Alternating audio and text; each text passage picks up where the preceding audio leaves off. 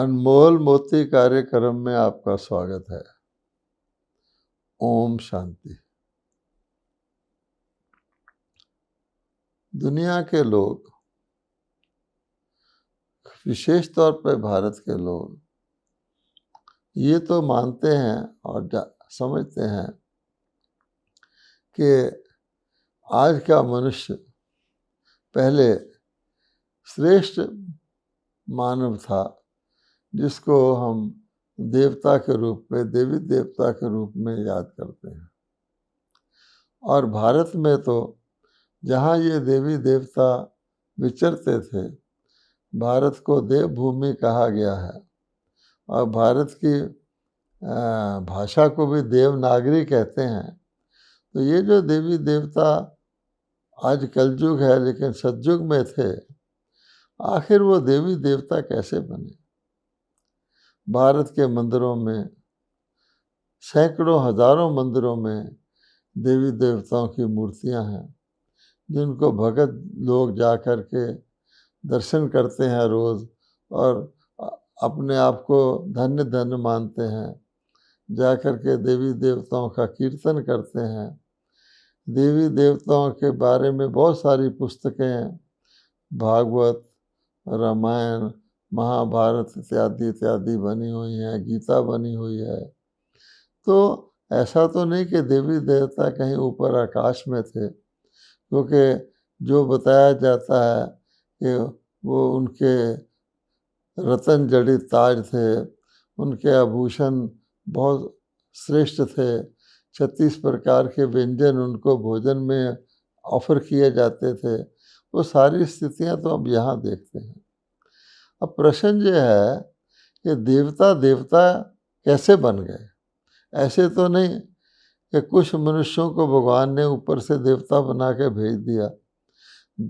पावन देवता पतित कैसे बन गए, उसकी तो बात मनुष्य की समझ में आती है कि धीरे धीरे उनकी पवित्रता की शक्ति घटती गई, कलाएं घटती गईं।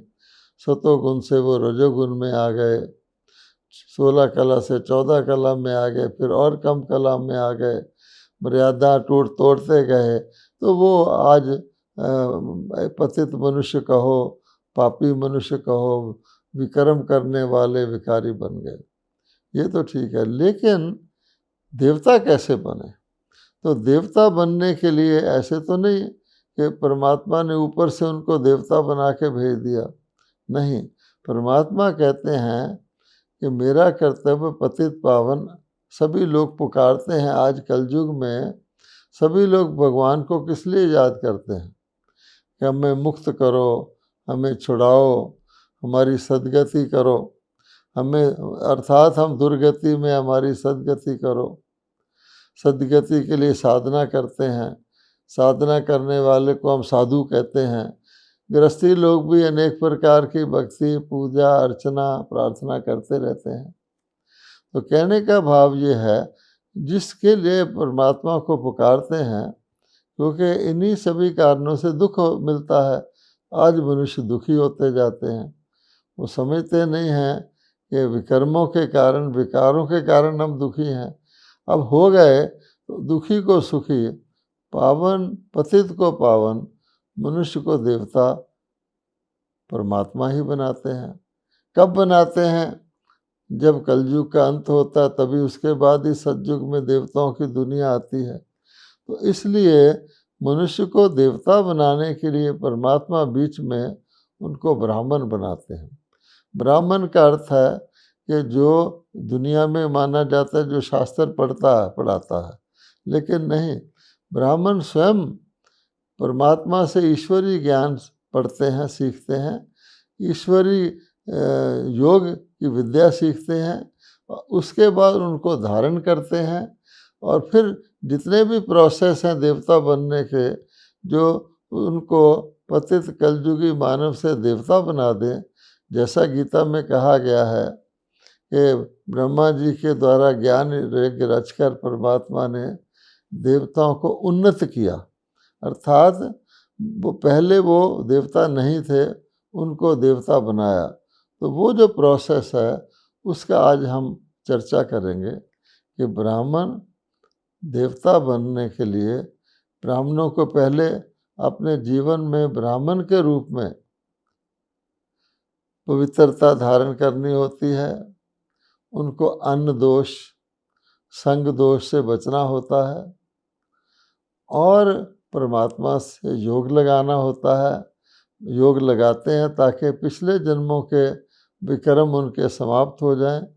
और ब्राह्मण सीधे देवता नहीं बनते, लेकिन ब्राह्मणों को अपने जीवन में जब श्रेष्ठता उनकी ऐसी हो जाती है तो पहले उनको अपना फरिश्ता रूप धारण करना पड़ता है होता है, और फरिश्ता रूप के बाद वो दैवी गुणों वाला देवता के संस्कार भी उनको ब्राह्मण रूप में धारण करने होते हैं। फिर वो अगले जन्म में सतयुग में जाकर देवता बनते हैं। अर्थात यूँ कहा जाए, क्षुद्र संस्कारों वाले, आसुरी संस्कारों वाले, जैसे गीता के 16वां अध्याय में कहा है कि 2 संपदा होते हैं, एक आसुरी संपदा और एक दैवी संपदा। तो आसुरी संपदा वालों को दैवी संपदा वाले बनाना, पतित कलयुगी मनुष्यों को पावन देवता बनाना, उसके बीच का जो प्रोसेस है उसमें परमात्मा पहले उनको ब्राह्मण बनाते हैं। ब्राह्मण बना करके उनको ब्राह्मण शब्द निकला है ब्रह्मा जी के द्वारा, कि ब्रह्मा पहले परमात्मा ब्रह्मा को रचते हैं और ब्रह्मा के मुख वंशावली ब्राह्मण बनाते हैं। फिर ब्राह्मणों को परमात्मा, जिसको कहा जाता है आज के ज़माने में ब्रह्म ज्ञान, लेकिन ब्रह्म ज्ञान कोई ज्ञान नहीं है, ब्रह्मा जी के द्वारा ज्ञान देते हैं। फिर किस वक़्त देते हैं तो दुनिया में ब्रह्म मुहूर्त प्रसिद्ध है, अमृत वेला प्रसिद्ध है। वो दिन के मॉर्निंग आवर्स को, जो सतोगुनी समय होता है, उसको ब्रह्म मुहूर्त कहते हैं। लेकिन सारी सृष्टि का भी एक ब्रह्म मुहूर्त होता है, जबकि हम कहते हैं नई दुनिया का प्रभात, नव युग का प्रभात, अर्थात कलयुग के अंत में सतयुग जो आता है उस पीरियड को, जिसको कल्याणकारी संगम युग कहा जाता है, वो भी ब्रह्म मुहूर्त है। फिर ब्रह्म भोज भी प्रसिद्ध है। लोग आजकल फीस्ट को, बहुत अच्छे अच्छे व्यंजनों को ब्रह्म भोज कहते हैं, लेकिन ब्रह्मा के द्वारा परमात्मा ने इस प्रकार का सात्विक भोजन, सतोगुणी भोजन करना चाहिए, उसका जो ज्ञान दिया और करवाया, उसको ब्रह्मा भोजन कहते हैं। गीता में एक पूरा चैप्टर है सात्विक आहार के बारे में, सात्विक, राजसिक, तामसिक आहार कैसा होता है। तो संग दोष और अन्न दोष से बचाते हैं। फिर भगवान कहते हैं कि ब्राह्मण रूप में आप ब्राह्मणों को ही फरिश्ता रूप धारण करना होता है, जो कि एक बहुत श्रेष्ठ फाइनल स्टेज होती है देवी गुणों को धारण करने के लिए। आज हम फरिश्ता रूप का पहले आपस में चर्चा करते हैं। फरिश्ता रूप का अर्थ होता है डबल लाइट स्वरूप, अर्थात हल्का स्वरूप। उनके फरिश्ता में कभी बोझ नहीं होता। एक तो आत्मा लाइट है, आत्मा हल्की है, शरीर बोझ वाला है। तो जब आत्मा शरीर के अंदर होती है और अपने आप को शरीर मानती है, तब तो बोझल हो जाती है। लेकिन जब परमात्मा उनको ज्ञान देते हैं, तुम शरीर नहीं आत्मा हो, आत्मा शरीर के द्वारा कार्य करती है, और अशरीरी बनने का योग द्वारा अभ्यास कराते हैं कि तुम बार बार याद करो, स्मृति में रहो, इस कॉन्शियसनेस पे रहो, मैं शरीरी आत्मा, निराकार आत्मा, शरीर के द्वारा काम करती हूँ। तो जब अशरीरी अवस्था में आत्मा आती है तो आत्मस्वरूप में तो आत्मा हल्की ही है, क्योंकि आत्मा एक सेकंड में एक शरीर से दूसरे में चली जाती है। आत्मा का मन भी एक संकल्प से कहीं का कहीं जा सकता है। तो वो एक लाइट स्वरूप, हल्का स्वरूप तो आत्मा का हो गया वो। और दूसरा हल्का का अर्थ है कि आत्मा अपने ऊपर अगर किसी प्रकार का बोझ धारण कर लेती है, किसी प्रकार का भी, तो फिर वो उड़ नहीं सकती। और बोझ का अर्थ क्या होता है कि आत्मा अधीन हो जाती है, किसी न किसी अपने संस्कार के, किसी के प्रभाव में आ जाती है। तो कहा जाता है पराधीन सुख पावत नाही। तो किसी अपने स्वभाव के, संस्कार के अधीन हो जाती है तो फिर भी वो अशरीरी बन के फरिश्ता रूप में फंक्शन नहीं कर सकती है। इसलिए कहा जाता है वो जो फरिश्ता को मौज होती है, फरिश्ता का जो हल्का जीवन होता है, उसकी बजाय वो मूंज में आ जाती है।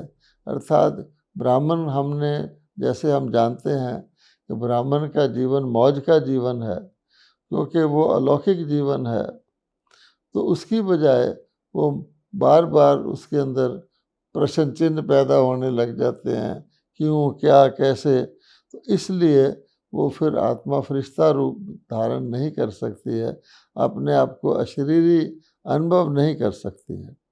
उसके लिए क्या करना चाहिए? तो परमात्मा की श्रीमत है कि जो पहला पाठ सिखाया जाता है हमको कि मैं आत्मा हूँ, वो पाठ को रिवाइज करना होता है।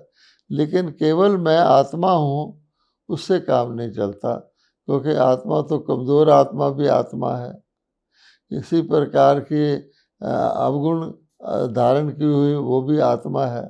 आत्मा को ही हम देव आत्मा कहते हैं, आत्मा को ही हम महान आत्मा कहते हैं, आत्मा को ही हम पतित आत्मा भी कहते हैं। इसलिए मैं आत्मा हूँ नहीं, बल्कि मैं श्रेष्ठ ब्राह्मण आत्मा हूँ। इस स्मृति में रहना है, तभी व्यक्ति फरिश्ता रूप धारण कर सकता है। अब डबल लाइट का मतलब हुआ कि हमें अपने आप को सदा हल्के रखना है। एक तो आत्मस्मृति में रहना है, लेकिन दूसरी बात क्या है चेक करने की कि सारे दिन में अब भारीपन कहाँ आता है? सारे दिन में हमें अपने स्वभाव,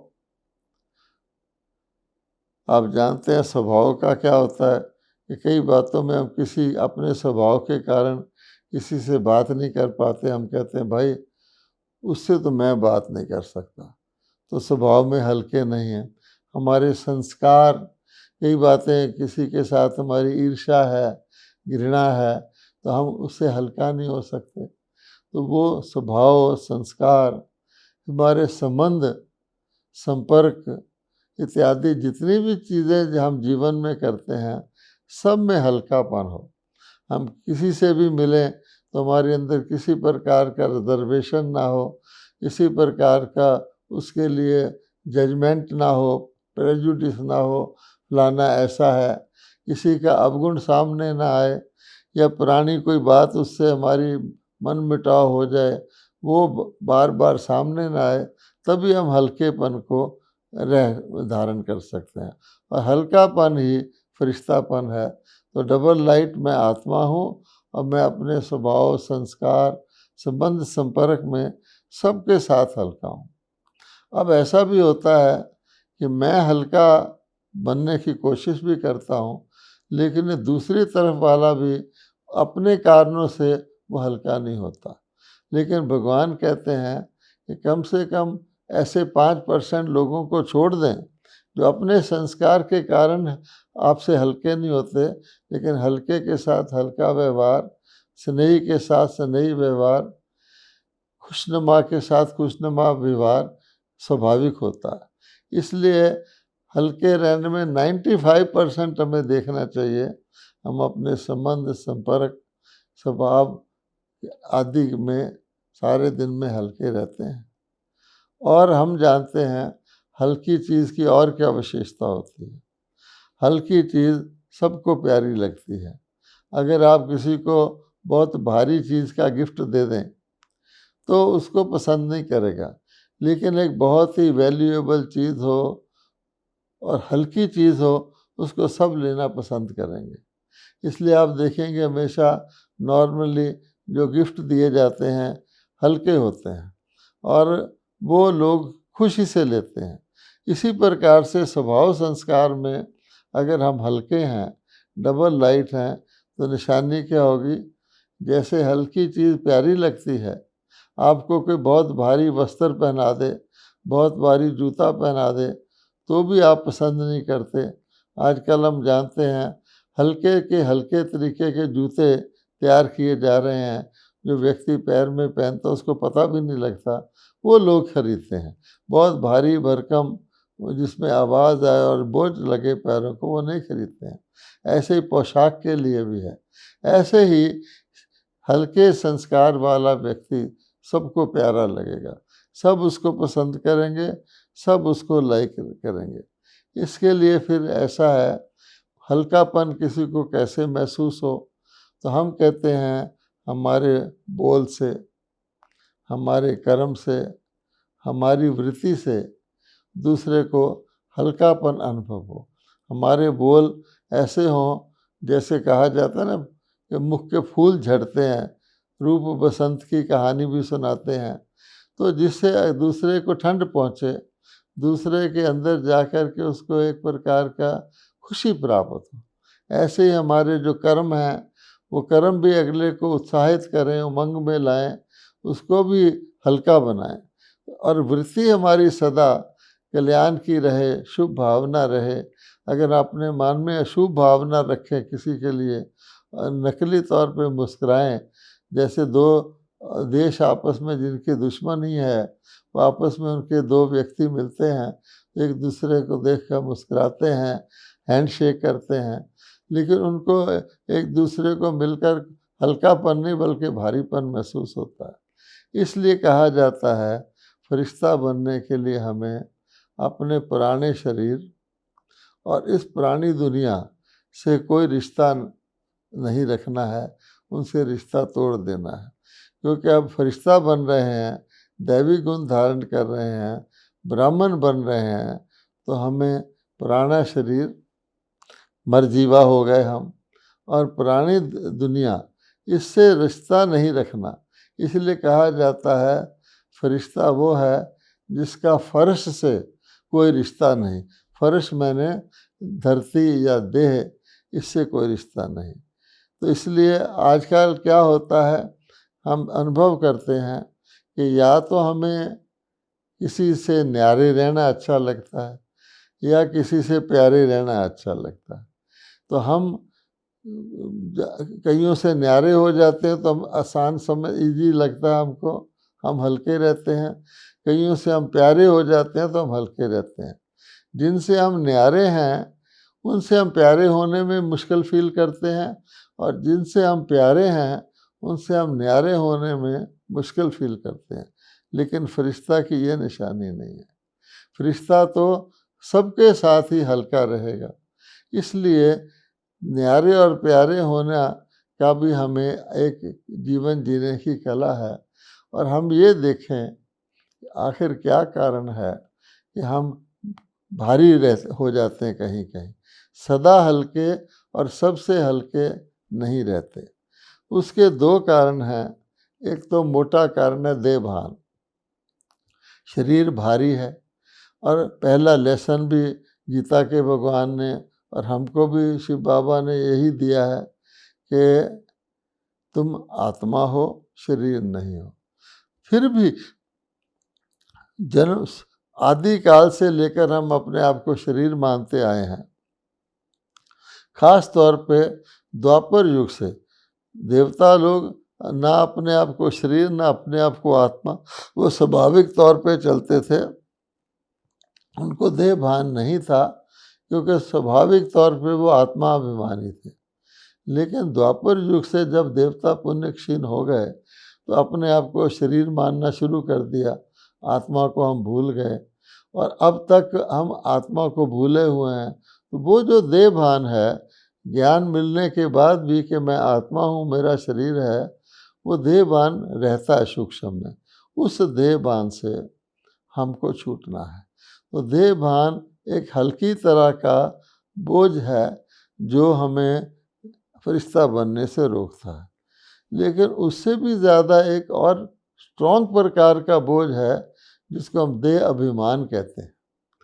देह अभिमान कड़ी प्रकार का बोझ है, क्योंकि देह अभिमान को छोड़ना ज़्यादा मुश्किल है।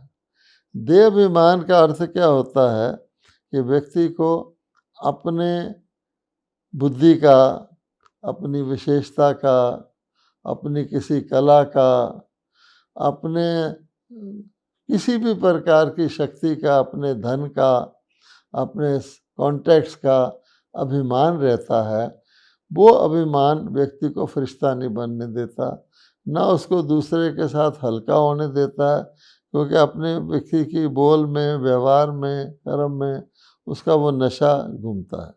और देह अभिमानी की निशानी क्या है कि देह अभिमान वाला बहुत जल्दी अपने आप को अपमानित महसूस करता है। उसको कोई कुछ बात कहेगा ज़रा सी साधारण भी, इंसल्टेड फील करेगा। तो देह भान और देह अभिमान ये मुख्य कारण है हमको फरिश्ता बनने के रास्ते में रुकावट के तौर पर। अब इसका इलाज क्या है? तो ब्रह्मा बाबा ने जो किया, अगर हम वही करें तो इसका इलाज बहुत सहज है, और हम सब ब्राह्मण इसका पुरुषार्थ भी करते हैं। फिर भी इसका ध्यान रखना आवश्यक है। वो ये है कि परमात्मा करावनहार है, हम करणहार हैं। परमात्मा को कहा ही जाता है करण करावनहार। हम परमात्म शक्ति से अपनी आत्म शक्ति धारण करते हैं, और परमात्म क्योंकि परमात्मा निराकार स्वरूप हैं, सदा ही आत्म स्वरूप हैं, परम आत्म स्वरूप हैं, तो हम भी अपने आप को परमात्मा कर्म करावनहार की स्मृति में रहेंगे तो आत्म स्वरूप अर्थात हल्के रूप से रहेंगे, तो फिर हम देह भान और देह अभिमान से मुक्त हो सकते हैं। तो करण करावनहार परमात्मा है, ये बड़ी इम्पोर्टेंट चीज़ है जिसको हम हर वक्त याद रखें। ब्रह्मा बाबा ने भी करण करावनहार परमात्मा को सदा समझा, यहाँ तक कि ब्रह्मा बाबा ने जब यज्ञ बनाया तो अपनी चल अचल संपत्ति तक को भी माताओं बहनों के ट्रस्ट बनाकर दे दिया ताकि मेरापन उसमें ना आए। फिर ब्रह्मा बाबा ने अपने शरीर को भी सचमुच अव्यक्त कर लिया 69 में 18 जनवरी को, ताकि बिल्कुल ही देह अभिमान रहे, करावनहार करा रहा है, मैं कर रहा हूँ। अब इस स्थिति को धारण करने में माया बड़ी चतुराई करती है। माया जैसे कोई बच्चे को माता पिता गोदी में ले लेते हैं तो पीछे की तरफ से आके कोई प्रलोभन देता है, तो माया बहुत पहली खातिरी करती है। कोई भी माया के रास्ते में वापस जाने की कोशिश करे उसको बहुत शक्ति देगी, उसको बहुत प्रलोभन देगी, उसके बाद उसको धोखा दे देती है। तो हमें माया के धोखे से बचना चाहिए। अब बात आती है कि देवता स्वरूप भी हमें ब्राह्मण स्वरूप में ही देवताई गुण धारण करने हैं। फरिश्ता रूप बनना भी आवश्यक है, तो कि हमारा टेस्ट होता है कि हम देह भान और देह अभिमान से कैसे निकल गए। और फिर ये जो देवता स्वरूप है वो उसका अर्थ क्या होता है? दैवी गुणों की धारणा। तो दैवी गुण ही संगम युग में हमारा श्रृंगार है, और वास्तव में देवता का मतलब ही होता है सर्वगुण संपन्न अर्थात देने वाला। इसलिए भगवान कहते हैं कि फरिश्ता रूप में मैसेज देते रहो, बाबा का मैसेज देते रहो और चलते रहो, एक जगह टिको नहीं, किसी भी चीज़ में फंसो नहीं, और देवता रूप में दैवी गुण धारण करें, और साथ साथ अपने अंदर देने का भाव रखें कि मुझे सदा देना ही है, लेना नहीं है। क्योंकि प्रकृति भी हर चीज़ देती है, उसको उसके रिटर्न में मिलता है। तो देवता का मतलब देने वाला, परंतु सतयुग में तो कोई लेने वाला ही नहीं होता। तो यहीं पर हमें जो हमारे गुण हैं, शक्तियां हैं, सहयोग है, दूसरों को देना है। तो ये सब बातें अर्थात ब्राह्मण स्वरूप, फरिश्ता स्वरूप और फिर देवता स्वरूप, ये सारे संस्कार हमें वर्तमान संगम पर धारण करने हैं। फिर सतयुग और त्रेता में उसकी प्रारब्ध हम स्वाभाविक तौर पे भोगेंगे। ओम शांति।